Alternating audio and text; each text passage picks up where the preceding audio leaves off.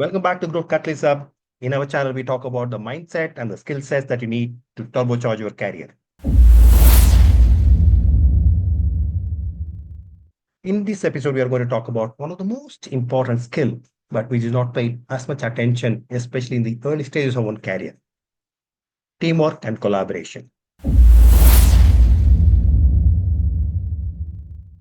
Teamwork and collaboration is one skill which will push you towards the leadership in your later days. If you are just finishing your education, if you are in your early stages of your career, it's very, very important to understand what teamwork is. A lot of times you might have done group projects, and group projects are typically sad affairs in college life. I have done my set of group projects where typically one person does all the work and everybody else takes the credit. And that's how most of the group projects transpire in college life. Sadly, that is not how it is going to transpire in your work life. Work life, team is a team. Unless the team comes together, then the team is not going to win and the team will look like a sore thumb. It's like a cricket. In cricket, maybe the individuals have to be very, very good. In any team, the individuals have to be very, very good and strong. But unless the individuals all come together, unless somebody stops the ball and throws it back and that is taken by somebody else and to throw it back to the end where it matters, you will not get people moving. You will not get the kind of score. So it's a team sports.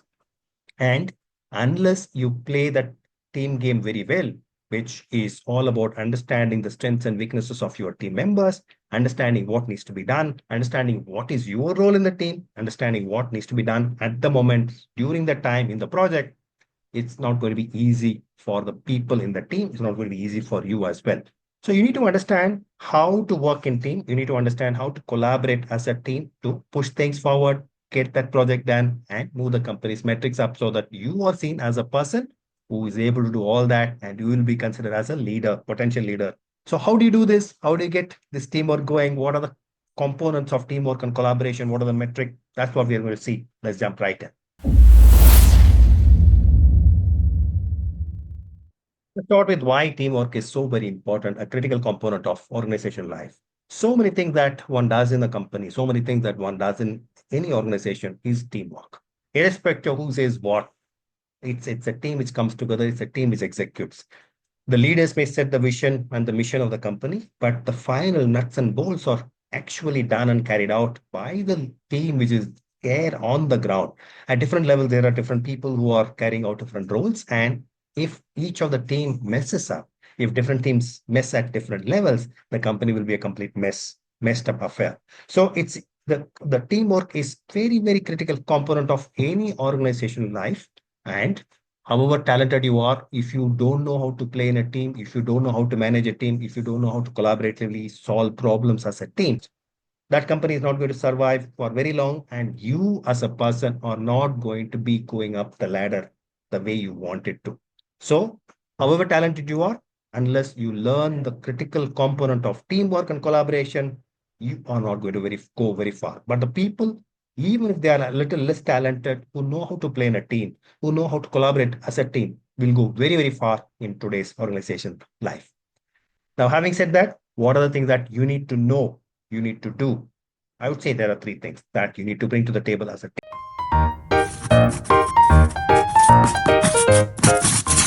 There are three things that you need to remember when you are working in a team. One, it is all about trust that you build. How is trust built in a team? One, you have to be very, very transparent. You have to be consistent and you have to be collaborative and you have to be accountable, taking accountability for your actions. Let's look at each of these phrases for a minute each. One, transparency. What is transparency? You ensure that whatever you know, you update the team with. And you are absolutely clear in terms of what information you are bringing to the table, why you are bringing to the table, what actions you are taking, and why you are taking that action. There is nothing to hide with the team, nothing to hide from the team, and you are absolutely honest. And that honesty, that transparency, people can almost touch and feel. When you are like that, people instantly start trusting you. That's the first dimension. The second dimension is all about consistency, where you say and do what needs to be done. You say what is required and you do what you say. and you become trustable by consistent actions. You are there to the meetings punctual manner. You do what you committed you would do. When people see you being very, very consistent over a period of time, then that trust builds up very fast from the team members. The third point is accountability, taking accountability for your actions, owning up what you need to do. And sometimes you fail, sometimes you don't deliver. Owning up that failure, owning up saying that, yes, it went wrong. And therefore, let me improve by this in this axis, in this dimension, in this metric, so that I'm going to improve. And sharing feedback so that people or other people are also accountable to themselves. So when you improve the accountability quotient in the team by first being accountable for your actions, and second by sharing honest feedback wherever you see things being done well, and therefore other people can emulate wherever things are not being done well, so that the mistakes can be quickly corrected and the team can go back to winning ways. When you do this, again, the team starts trusting you enormously and very, very quickly.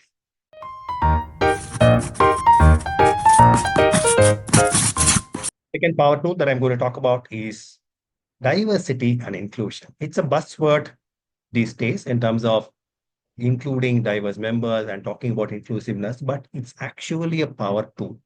When you have different kinds of people in the team, when you have diverse members in the team, they are able to bring different diverse perspectives to the problem, then it is easier to solve the problem. If you are belonging to the sales team, then you will see the problem from a particular perspective. You may see it from the customer angle, you will see from the selling angle, you will see from the numbers what needs to be done for the company angle. But you may not necessarily know the manufacturing reality. When you also have the manufacturing person in the team, he or she will be able to bring that manufacturing perspective in terms of what are the challenges, what are the material issues, and so on.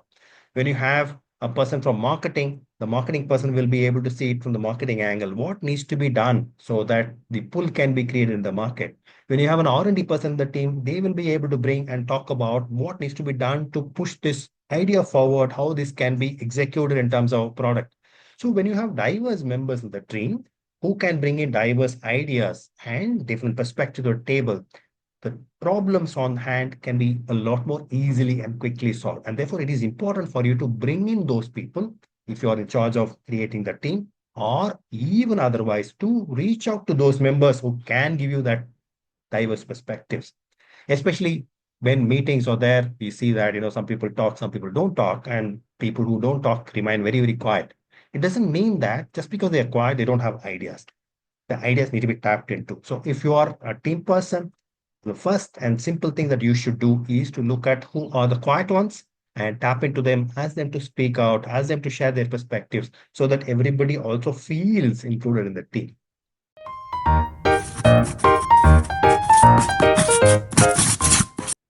Third and the last power tool that I'm going to talk about is collaborative problem solving, where people feel heard, people's ideas are all brought to the table, and then you move towards a consensus. Sometimes consensus may not be possible, but it is important for the people to be feeling that they have point of views have been heard, their point of views have been represented in the meeting.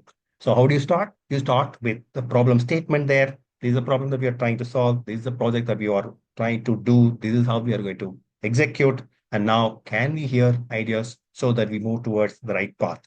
There, brainstorming is a great tool. You should know a lot about brainstorming. In my download link, I have provided a set of exercises which breaks off all of these phases that we have been talking about in this video into different sets of exercises. Brainstorming is also one set of exercises and followed by other exercises which we are going to talk about in a minute. But please feel free to download it and execute it and use it. If you're interested, you can also go for a course that I'm running, which is a 13 skill soft skill bundle. You can see the details in the download section. If you're interested, go for it. But coming back to our section, our detail, the second step in the whole brainstorming is to visually presenting those ideas that the brainstorming has brought you. When you present in a set of, let's say, mind maps, people can see what are the connections in the ideas, what are the ideas, who said what ideas, how they group together, and which ideas are coming together, which ideas are coming in which phases, and where their ideas are fitting in. When you are able to visually put a mind map, they're able to see that, okay, these are the set of ideas, and this is where my idea is coming, and this is how it all is flowing towards the solution. Third step, of course, after talking about it in the brainstorming stage and mind mapping it so that people can see the stages visually, is a stage where you move towards consensus. Again, as I said, consensus may or may not be possible in every single situation. But when you ensure that there is a brainstorming session, when you ensure that there is a mind mapping session where ideas are presented in a visual manner, it is easy to move towards a consensus, relatively speaking. Then it's up to the chairman of the team, it's up to the captain of the team, head of the team to make a call in terms of whether it is a consensus-based decision or you use some other criteria like the most important part of the ideas taken, most practical ideas are taken, or most important ideas in terms of feasibility to be checked out. All of this can be derived. But when you present after brainstorming in a visual manner and talk about why you are selecting such an ideas, why you are taking a few ideas for the next stage, people are clear that their point of views are heard, they are part of the group, and their ideas are trusted, and the group as a team is looking forward to hearing from them. And this also fosters team bonding and spirit in the team. Yes, we need to, as a team, move forward. My ideas are valued, my point of views are valued, and therefore I am going to contribute a lot more to the team. When people start feeling like that, it creates a lot of bonhomie in the team and moves the team as a whole forward for next set of projects and execution.